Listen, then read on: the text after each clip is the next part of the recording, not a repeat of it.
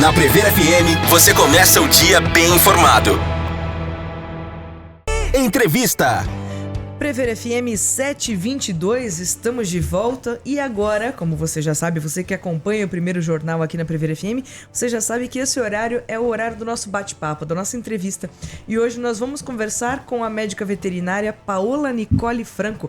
Ela é médica veterinária no Centro de Medicina e Pesquisa em Animais Selvagens da Faculdade de Medicina Veterinária e Zootecnia aqui da Unesp de Botucatu. Bom dia, Paola, tudo bem? Bom dia, tudo bem? Tudo certinho.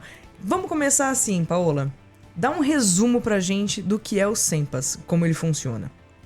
Bom, o SEMPAS ele existe desde 1993. É um serviço dentro do hospital veterinário aqui da Faculdade de Medicina Veterinária da Unesp. Uhum. Só que ele é específico para animais silvestres, animais selvagens também que o pessoal chama. Uhum.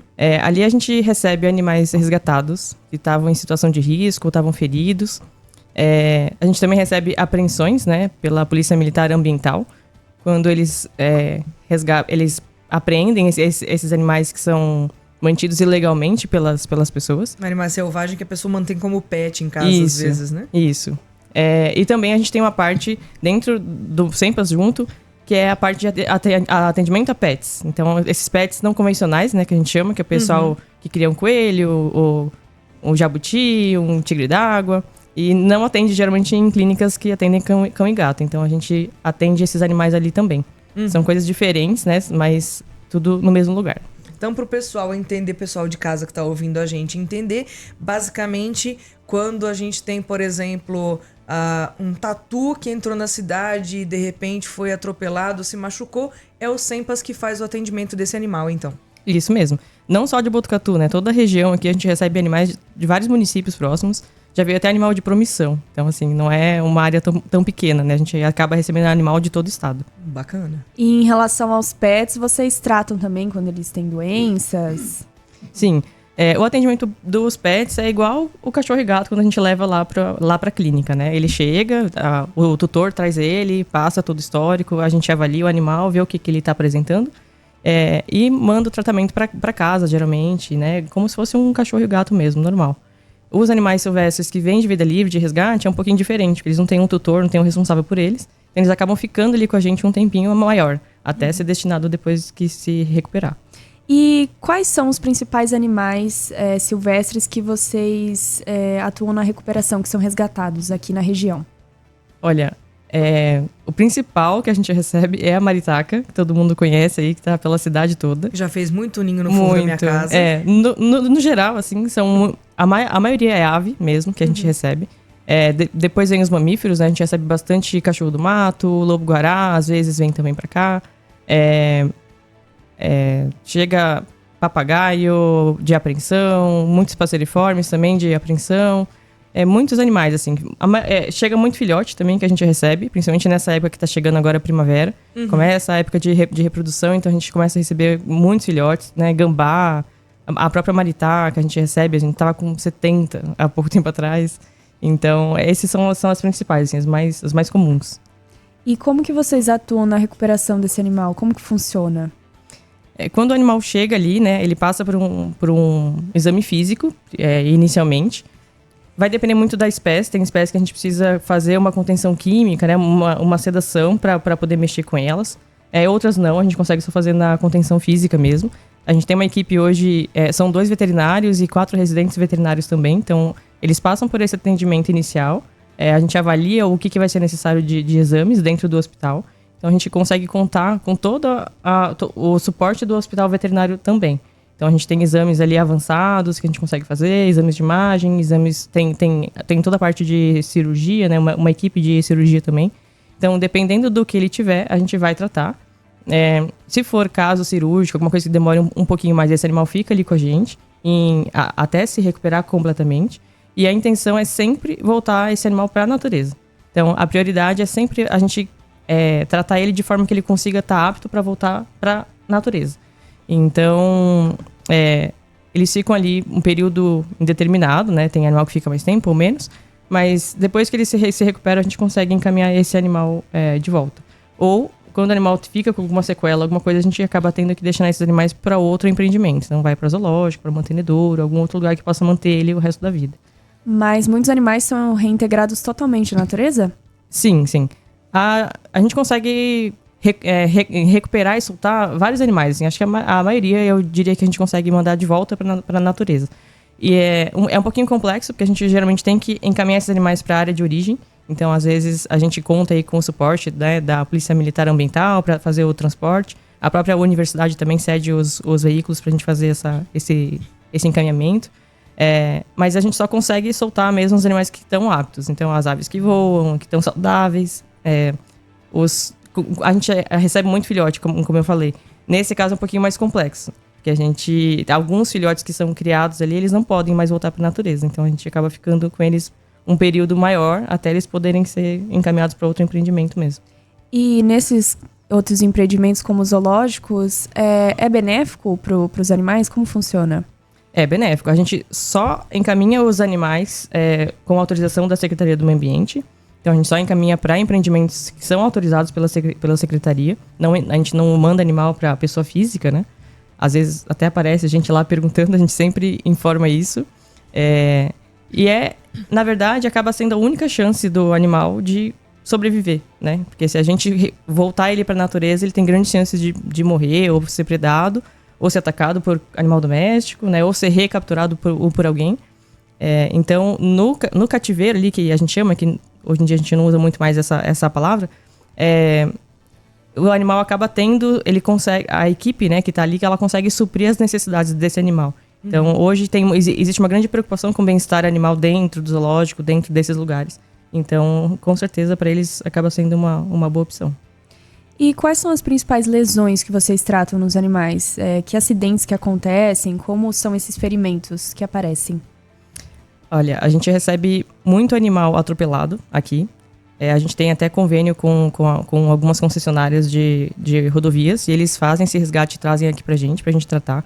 Então, esses animais chegam com fraturas, chegam com trauma crânioencefálico.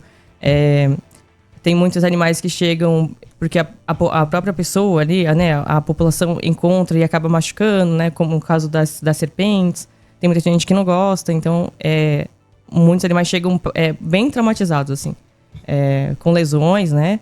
Basicamente, os resgates são assim. A apreensão é um pouquinho diferente, os animais, na maioria das vezes, até chegam saudáveis, mas é mais por conta da ilegalidade, né? Mas nos resgates é principalmente trauma mesmo, em geral. E quais são os principais animais que estão nessas rodovias? Olha, tá cada vez mais comum o atropelamento da onça parda. Acho que eu diria que ela é a campeã aqui. A gente recebe, só esse ano a gente já recebeu 4 onças atropeladas. Tenente Aires falou sobre isso, Sim. Né? Essa semana pra gente também, que onça parda tem aparecido bastante. Isso, aqui na região tem muito, né? E a gente recebe bastante. Esse ano já foram 4, que a gente recebeu já em óbito, que não tinha o que fazer. A gente só recolhe, né? Coleta amostras também para pesquisa. E em segundo lugar, eu acho que o tamanduá-bandeira também. Porque aqui a gente tá numa área, né, muito importante para essa espécie, uma área de transição entre Mata Atlântica e Cerrado. Então, esses mamíferos ameaçados mesmo acabam chegando pra gente ali com frequência. E falando aí do tamanduá-bandeira, eu dei uma olhada que o SEMPAS participa de algumas ações para a preservação de espécies ameaçadas de extinção, né? Sim, como sim. o tamanduá-bandeira. Queria que você falasse como vocês atuam nisso e qual a importância dessa espécie aqui. Em relação ao tamanduá-bandeira, né, é uma espécie ameaçada. A gente tem um convênio com o Instituto de Defesa da Fauna, que é o IDF. Eles começaram a trabalhar com a parte de reabilitação e soltura desses animais. Então, ali a gente encaminha para eles alguns animais que foram criados ali por nós, né, para fazer esse processo de reabilitação lá, porque é um processo demorado, precisa de uma estrutura. Então, eles pegam esses animais para preparar para a soltura. Então, a gente tá nesse convênio, foi um animal no início do ano, a gente está aguardando ainda, né? Porque é um processo realmente bem lento. Mas, por outro lado, a gente também acaba contribuindo com a conservação da espécie, apoiando pesquisas, né? A gente coleta amostras desses animais quando eles chegam de vida livre. Isso é importante para a gente saber o que está acontecendo, que doenças ocorrem nesses animais. A parte de genética também, a gente consegue guardar amostras e fazer um banco de amostras que pode, no futuro, né, contribuir bastante também com a parte de conservação. Esse banco, ele funciona para quando eventualmente um animal precisa de transplante, de transfusão, algo do tipo também, ou não?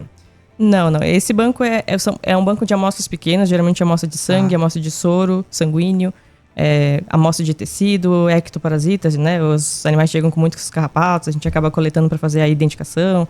Então, são dados gerais mesmo, da saúde, de genética principalmente, desses animais de vida livre, que é muito importante, né? Porque é uma forma que a gente tem de acessar eles sem precisar ir até lá, né? Sim, mas e se eventualmente um animal desse precisa de uma transfusão ou algo do tipo, há como ser feito também no SEMPAS? Sim. Nesse caso, a gente acaba coletando o material de algum animal da mesma espécie que seja mais saudável, né, do que ele. Então, ali a gente já acabou fazendo transfusão de sangue, por exemplo, de cachorro do mato, de jabuti. Esses animais a gente consegue fazer da mesma forma que faz com o animal doméstico. Só que aí a gente coleta de um animal que está saudável ali com a gente, que a gente tem alguns animais que estão aguardando a destinação, então eles acabam ajudando nesse sentido. Em relação ao tráfico de animais silvestres, como vocês lidam, né, quando chegam esses animais? E até porque é um dos comércios ilegais maiores do mundo, né? Que movimenta 38 milhões de animais são traficados no Brasil no ano, segundo uma ONG internacional de proteção aos animais. E eu queria que você falasse um pouquinho dessa prática e como vocês lidam com isso. O SEMPAS, ele sempre recebeu apreensões, né, principalmente passeriformes, que o pessoal cria em casa. A gente recebe esses animais ali e reabilita quem a gente consegue, né? A parte de os passeriformes, geralmente a gente consegue reabilitar em parceria com o Instituto Flora Vida, que tem ali o Centrofauna. Eles têm viveiros maiores, a gente consegue tratar esses animais ali e encaminhar para eles. Mas o combate mesmo a gente faz através da conscientização das pessoas, né? Tem algumas pessoas que levam mesmo esses animais lá depois de serem autuados pela Polícia Militar Ambiental.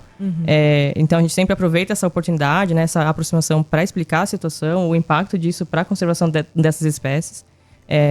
Então a gente trabalha muito com educação ambiental também em escolas. A gente recebe escolas ali no SEMPAS, a gente mostra os animais, a gente conta a história, fala sobre a questão do tráfico também.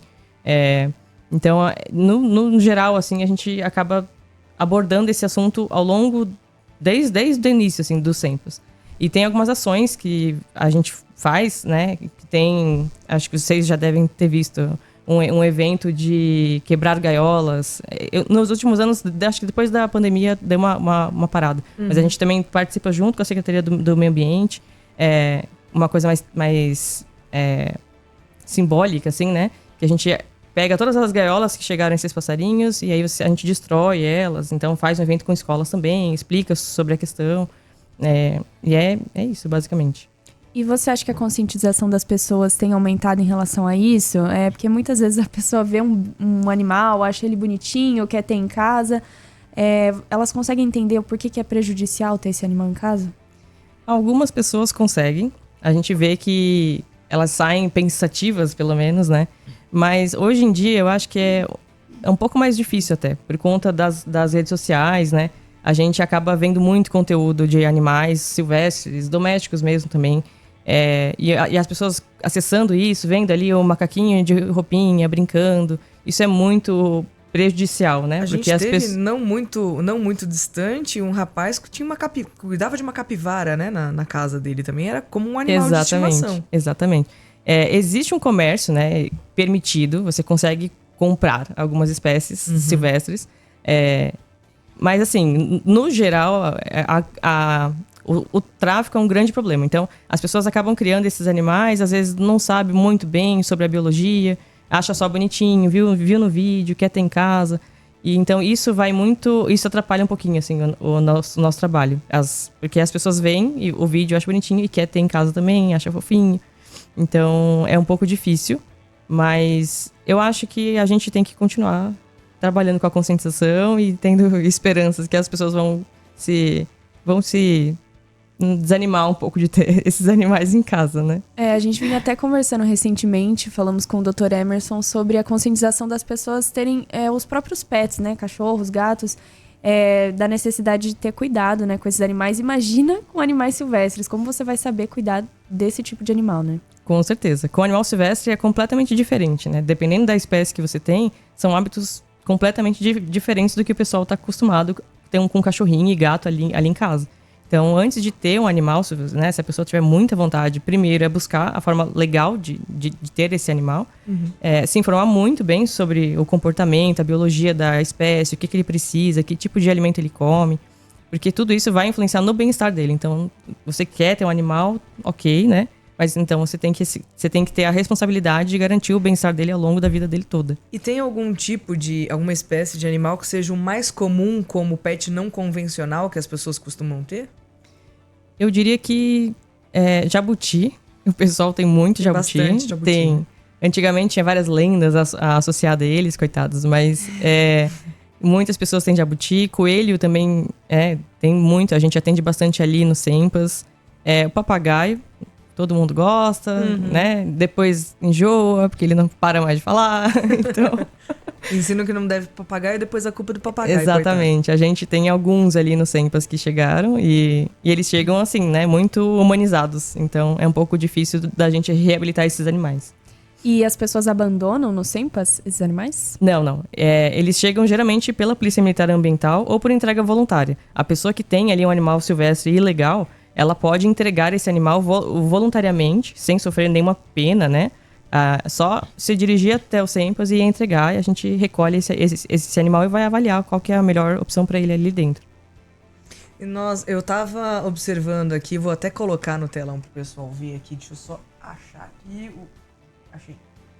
Aqui. Tinha algumas imagens aqui no site do Sempas de alguns animais aqui em tratamento, né? E me chamou muita atenção a imagem de um jacaré fazendo uma tomografia aqui, né?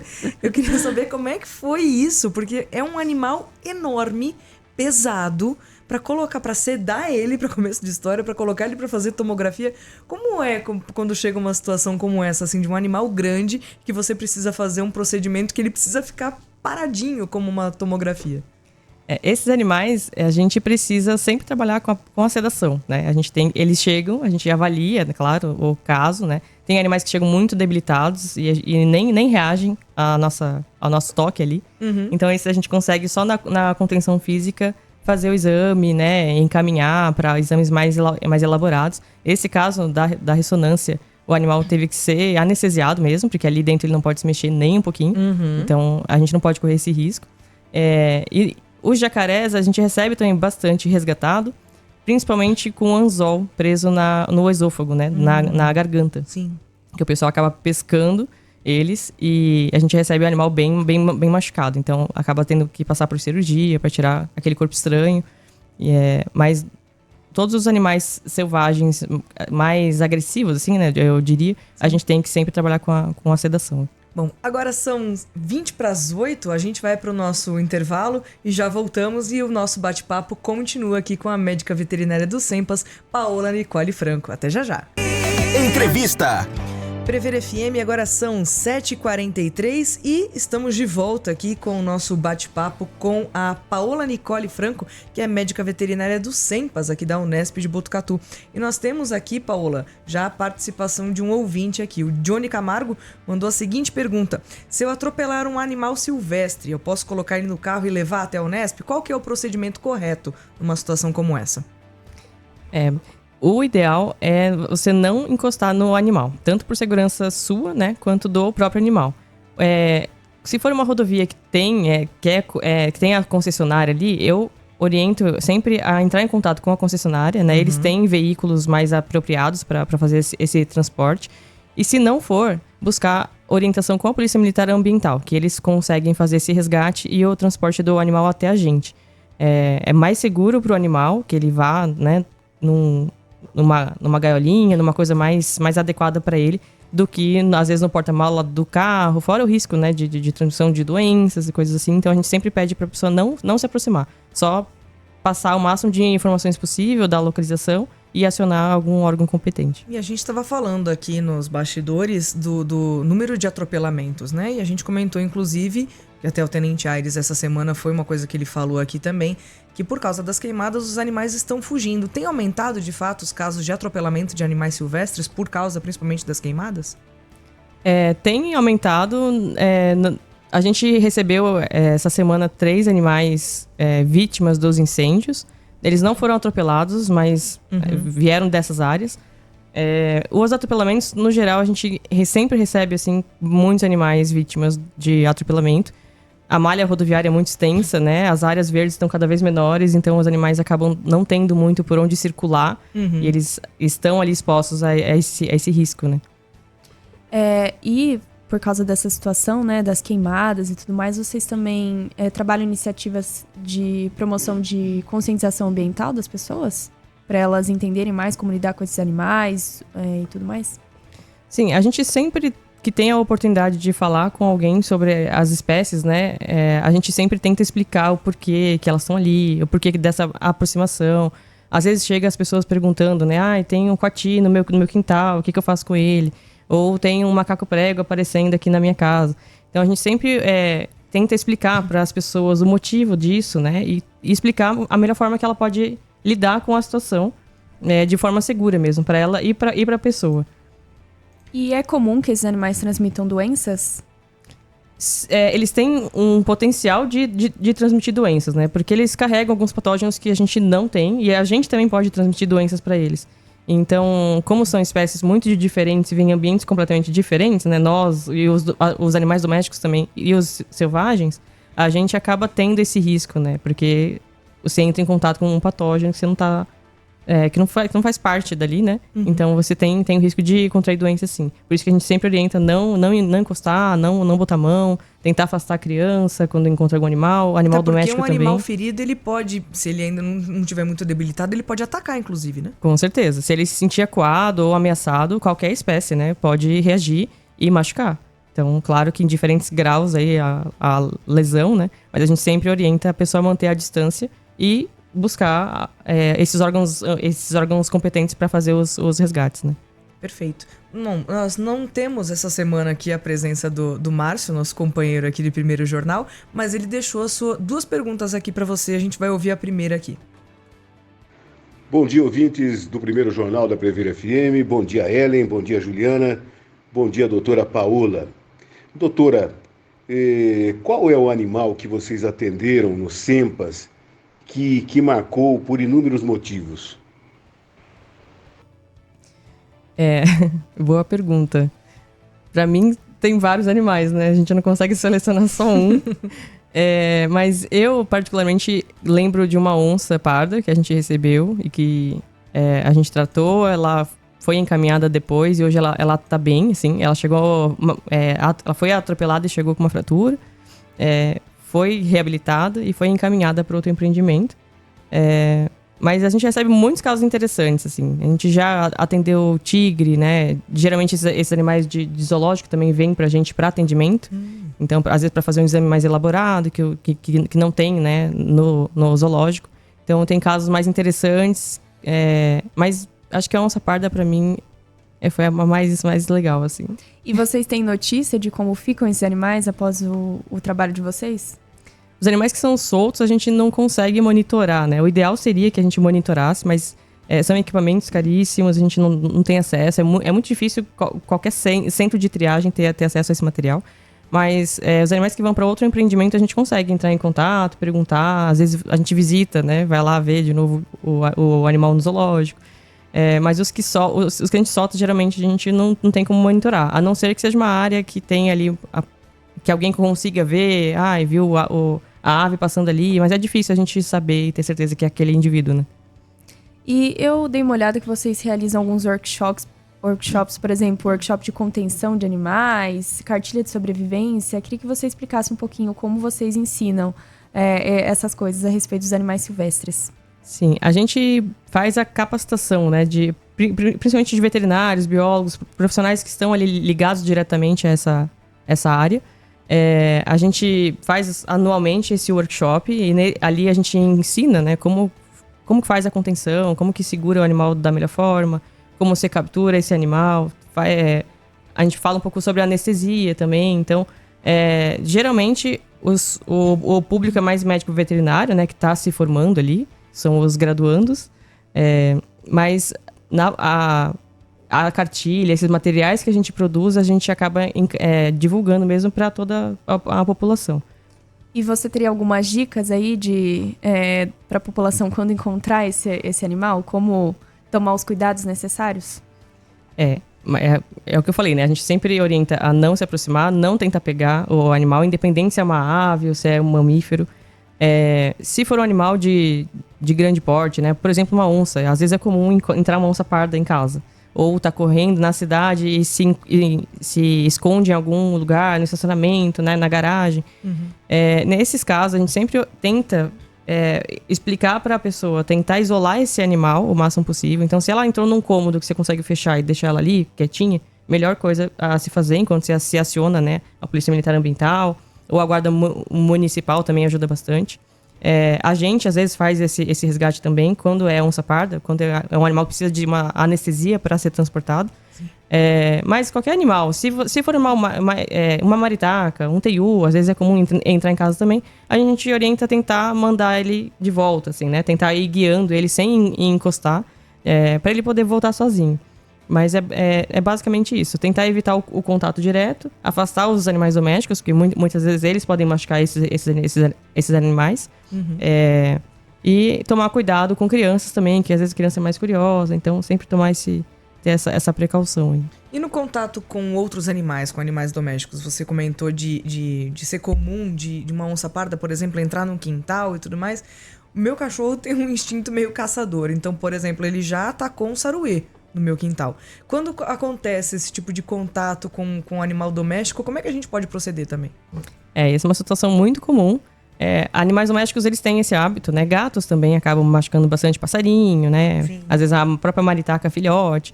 Então, o ideal é a gente tentar separar esse animal. Então, ou afastar o cachorro, botar ele em algum outro lugar. Se realmente não tiver como, aí dá para tentar colocar o animal que foi ferido numa caixinha, em algum lugar protegido, enquanto você consegue o transporte para ele, né? Sim. Algumas pessoas fazem esse resgate pela cidade, trazem pra gente também. Não é o ideal, mas a gente recebe esses animais. Então, às vezes a pessoa pega o filhote de avoante, né? Aquelas rolinhas, às vezes chega bastante também. Então, tá caída no chão, tá correndo risco. As pessoas, às vezes, levam pra gente direto. Então, se for um animal de pequeno porte, assim, não muito perigoso, né? A gente entende a situação. Mas o ideal é sempre acionar mesmo os órgãos pra fazer esse resgate. Perfeito. Nós temos mais uma pergunta do Márcio aqui pra você, então, Paola. Doutora Paola, nos fale a respeito da estrutura que o SEMPAS tem hoje para atender todos esses animais. O SEMPAS, ele está dentro do hospital veterinário, né? Então, a gente conta com toda a estrutura auxiliar ali do hospital. Então, tem laboratórios clínicos, tem a parte de exames por imagem, tem o centro cirúrgico. Mas a gente também tem uma estrutura nova que a gente conseguiu em parceria com o FID. Foi construído há 5 anos. E a gente tem 2 ambulatórios, tem uma área de internação ampla, tem um centro cirúrgico completo também. Então, e uma área que ficam os recintos ali, né? Onde esses animais ficam mantidos, esses que ficam com a gente mais tempo. Essa área também tá ali desde o início do SEMPAS. A gente está aguardando uma reforma agora em breve. Mas é uma estrutura bem, bem grande, assim, que a gente tem. Ainda assim, acaba não suportando a demanda, às vezes. Então, é bem, bem complicado, mas é um lugar bom, assim, porque a gente tem toda essa estrutura do hospital para ajudar a gente também com a parte de exames. Inclusive, você comentou da visita de estudantes, né? É possível agendar visitas ao SEMPA? Tem que ser escolas? Como é que funciona essa parte? A gente geralmente recebe grupos, né? Então, a gente sempre orienta o pessoal a entrar em contato por e-mail, explicando a quantidade de pessoas, a faixa etária. Geralmente escolas, né, que a gente recebe. O público, em geral, a gente não consegue receber por ser um centro de recuperação. Então, são animais que estão debilitados. Então, a gente aproveita aí essas visitas para fazer a educação ambiental. Então, no geral, são escolas. A gente recebeu recentemente um grupo de idosos também de um asilo da cidade. Eu não lembro o nome agora. Então a gente recebe esses grupos, agenda com eles uma visita, explica toda a situação, mostra, né, os animais que estão ali com a gente. Mas é sempre entrar em contato por e-mail com a gente pra gente poder fazer esse agendamento. E qual é o e-mail pro pessoal, de repente, que tá ouvindo, tá? E é professor de uma escola, coordenador e deseja agendar uma visita? O e-mail é sempas, com C, né? sempas.fmvz@unesp.br. Muito bom. E tem mais alguma coisa, assim, alguma situação pra lembrar, alguma coisa do tipo? Você falou da onça parda, mas tem mais algum caso diferente, curioso que aconteceu ou não? Olha, não me vem... Difícil lembrar, né? São muitos casos. A gente recebe mais de 1.500 animais por ano. Então, é bastante... É muita informação, né? Mas eu acho que é basicamente esses animais mais diferentes que acabam marcando um pouco mais, né? Por não serem uma espécie tão frequente ali. Então, eu acho que agora não vem nada em mente. E vocês realizam pesquisas com esses animais? Sim, a gente faz pesquisas diversas, né? Sempre autorizadas pelo Comitê de Ética. E tanto ali da pós-graduação, como de pessoas de fora também. Mas também a gente coleta amostra para pesquisas futuras. Então é sempre essas duas frentes. Muito bem, Paola, nós agradecemos aqui, eu e Juliana agradecemos a sua participação em nome da Prever FM. Foi, acho que, uma entrevista bem bacana, um bate-papo bem esclarecedor pra gente entender como é que funciona esse tratamento à vida silvestre aqui pela Unesp. E estamos com as portas abertas. Quando você quiser voltar outras vezes, fica à vontade. Eu agradeço pela oportunidade de falar um pouquinho sobre os SEMPAS e quando precisarem também é só entrar em contato com a gente por telefone, a gente orienta. Se a gente encontrar um animal silvestre por aí... Vai que a gente encontra um animal silvestre. Pode ligar lá que a gente explica direitinho como ligo e fazer. Falo, Paola, socorro, e agora? Muito obrigada mais uma vez, Paola. Prever FM.